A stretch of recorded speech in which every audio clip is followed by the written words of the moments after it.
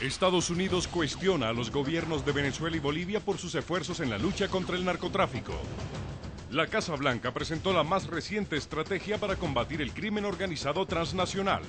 Para Washington, el Estado venezolano es permisivo para el tránsito de narcóticos hacia Europa y los Estados Unidos.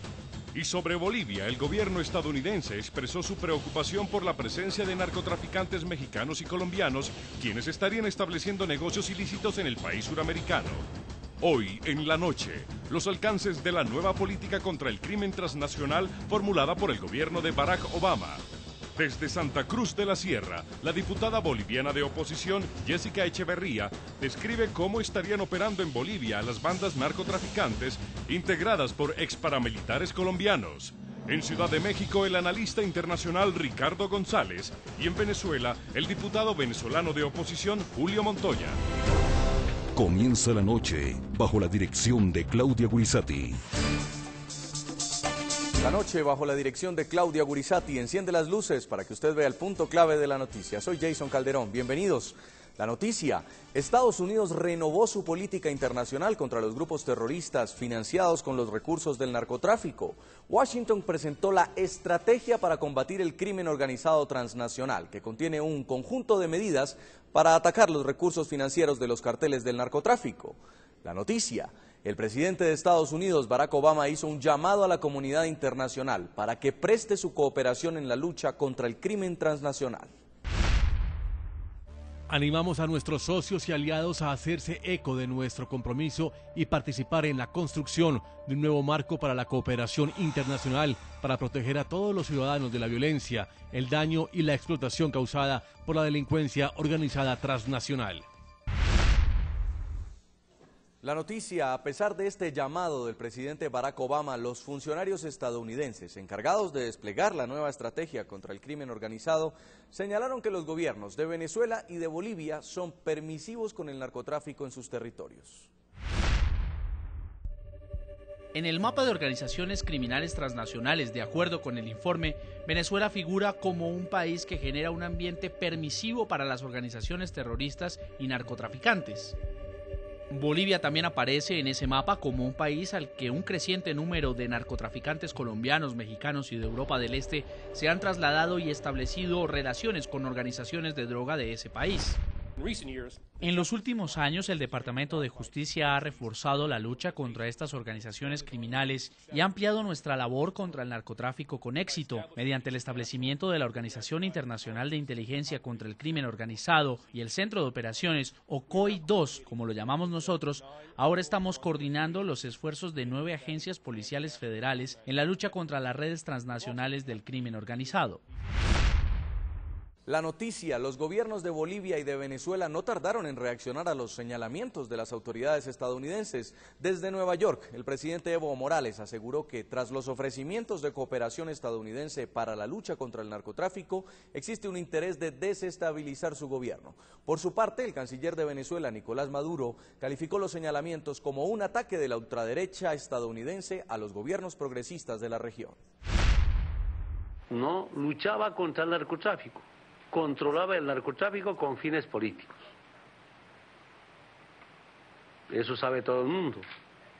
Inclusive algunos ex agentes de la DEA denunciaron, ¿no?, de las barbaridades que hacía la DEA, sobre pretexto de lucha contra el narcotráfico. Esperamos que no pase nada.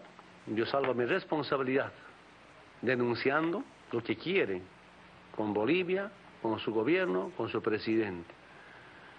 Y pues largo sería comentarles de tantas acusaciones, intentos de involucrar al narcotráfico. Me salvé como dirigente, ahora siento también como presidente. Eso dejamos para un debate posterior. Rechazamos contundentemente estos pasos que da la ultraderecha y arrastra a parte de las instituciones a una política absurda, extremista y en contra de América Latina y en contra de nuestra patria. El punto clave: una de las preguntas que han planteado los analistas en asuntos internacionales es ¿hasta qué punto la nueva estrategia estadounidense para combatir el crimen organizado transnacional será determinante y será contundente para debilitar las mafias que se nutren del narcotráfico? Una respuesta para la pregunta la ofrece el editorial del diario La Jornada de México. En su editorial criticó lo que considera un doble discurso del gobierno estadounidense en sus acciones contra el tráfico de estupefacientes dentro de su territorio. Con todo, la mayor inconsistencia de la política de Estados Unidos en materia de enervantes es que a pesar de los alegatos oficiales contra el narcotráfico, cada año cientos de toneladas de cocaína, por mencionar solo esa sustancia, son transportadas rumbo al norte. Parece inconcebible que el vasto instrumental de cámaras infrarrojas, rayos láser, satélites, aviones no tripulados y patrullas de diversas corporaciones policiales sea incapaz de detener o al menos de reducir drásticamente el abasto regular de narcóticos al mercado estadounidense. Saludamos a nuestros invitados. En Caracas, Venezuela, nos acompaña Julio Montoya, diputado venezolano de oposición y secretario general del partido Un Nuevo Tiempo. Diputado Montoya, bienvenido al programa La Noche. Un saludo, hermano, buenas noches a toda América y un abrazo y mi solidaridad. Muchas gracias por atendernos. También nos acompaña a esta hora desde Santa Cruz, Bolivia, Jessica Echeverría, es diputada boliviana de oposición. Diputada Echeverría, bienvenida al programa La Noche. Un saludo especial para el pueblo colombiano, al cual nos une muchos lazos y contentos de poder estar en este programa para hablar de esta lacra, ¿no?, que afecta a todo el continente latinoamericano. Y en Ciudad de México, Ricardo González, analista internacional, periodista, nos acompaña también a esta hora para debatir este tema en el programa La Noche. Periodista Ricardo González, bienvenido al programa. Muchas gracias por la oportunidad de estar aquí y un saludo a todo el amable auditorio que nos está viendo. Quiero comenzar en Venezuela con el diputado Montoya. Diputado, ¿cuáles son las pruebas que tendría Estados Unidos para decir que Venezuela es permisiva con los narcotraficantes? ¿Usted qué cree? Bueno, yo debo informarte que a mí me tocó ser presidente de la Comisión de Drogas del Congreso de Venezuela, luego me tocó presidir la comisión que analizó todo el Plan Colombia, que es el viejo plan estadounidense también en territorio colombiano. Y a mí me preocupan mucho lo unilateral en materia de decisión de políticas antidrogas. Yo creo que la unilateralidad no le sirvió a nadie. Cuando decidieron la exterminación y erradicación de cultivos en Bolivia y en Perú, los narcotraficantes se mudaron para Colombia. Estados Unidos debe de abandonar definitivamente esos grandes proyectos de lucha criminal y antidrogas unilaterales. Debiéramos incorporarnos todos.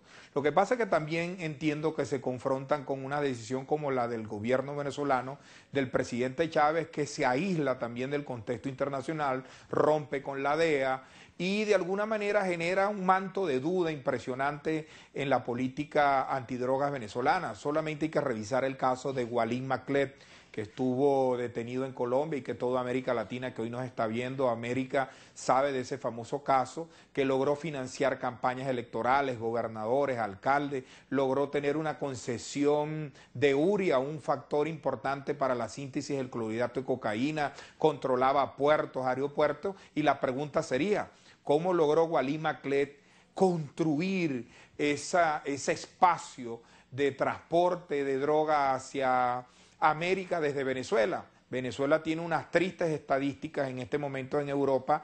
De los puertos europeos, de cada 10 barcos, 4 en los cuales se decomisa droga partieron de un puerto venezolano, y creo que eso es muy triste.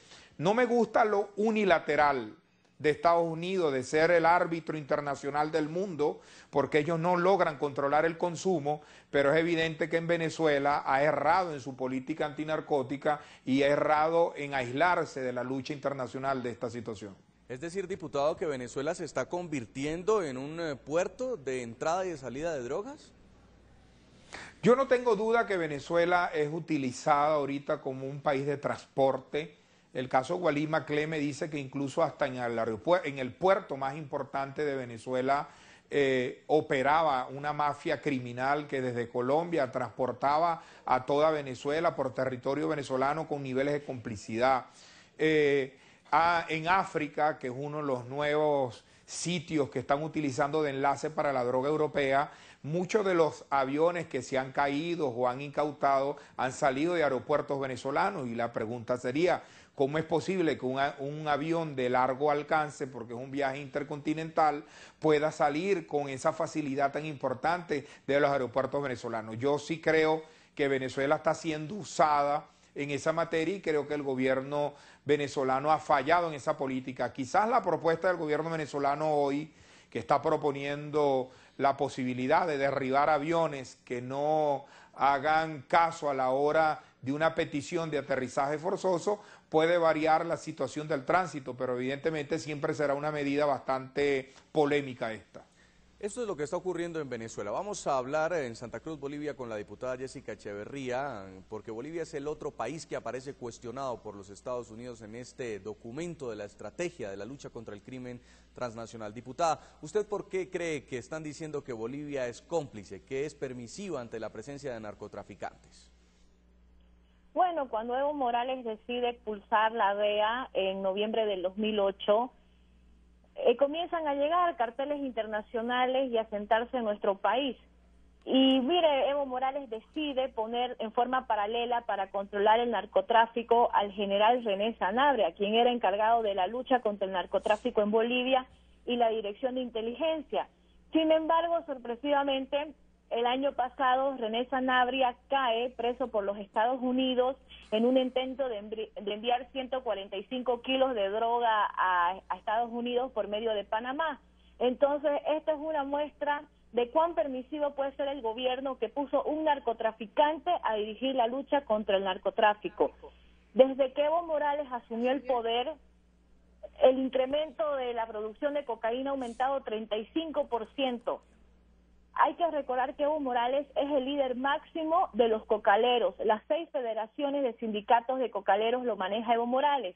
Y la producción de coca es pues la materia prima de cocaína, ¿no? Hasta ahora, digamos, ellos no quieren dejar que la policía ingrese al Chapare, que es el reducto, el bastión de Evo Morales, y debe ser porque ocultan algo.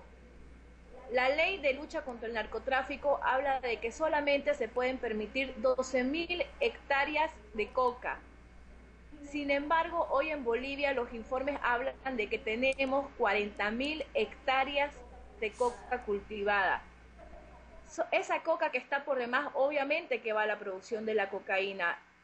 La Policía Federal Brasilera e informes de Estados Unidos han advertido que ya nuestro país opera Comando Vermelho, los Zetas de México y carteles de Colombia. Recientemente un informe de inteligencia habló que desde el año 2006 comenzaron una migración fuerte de colombianos. Incluso hace meses atrás cayó en un operativo dirigido por la policía colombiana que llegó hasta Bolivia los hermanos Buitrago, que pertenecen al cartel de Martín Llanos.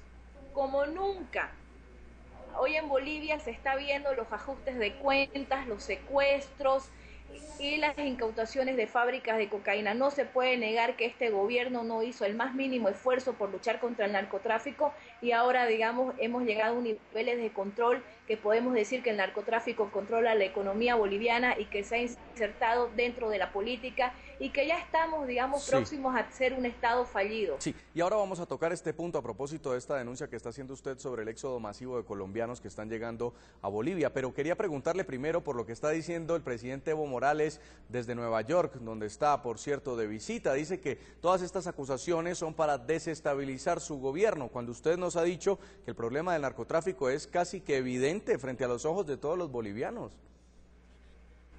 Exactamente, lo que pasa es que él quiere hacer creer de que esta es una campaña que viene desde los Estados Unidos, pero sin embargo los secuestros, las muertes, es algo que no se puede, digamos, ocultar. Él está sumamente preocupado porque Bolivia cada vez más está siendo vetada a nivel internacional. Recientemente hemos sido introducidos en la lista junto con Venezuela, una lista negra de la Gafi de países que no luchan contra el lavado de dinero. Entonces él tiene que excusarse y decir, digamos, que Estados Unidos está en un plan conspirador, pero lo que Evo Morales no dice y no reconoce es que él fracasó en la lucha contra el narcotráfico porque nunca se hizo un intento real de luchar.